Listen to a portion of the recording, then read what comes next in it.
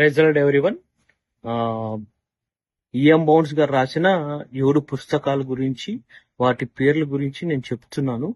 ప్రతి పాస్టరు, విశ్వాసి, సంఘ కాపరి, క్రైస్తవులు ఆత్మీయంగా బలపడాలి అనుకుంటున్న ప్రతి ఒక్కరూ చదవాల్సిన ఈఎం బౌన్స్ మొదటి భాగము ప్రార్థన యొక్క ఉద్దేశము, పర్పస్ ఇన్ ప్రేయర్.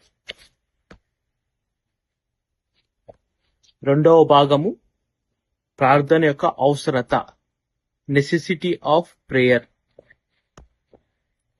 మూడవ భాగము ప్రార్థన సాధ్యతలు, పాసిబిలిటీస్ ఆఫ్ ప్రేయర్.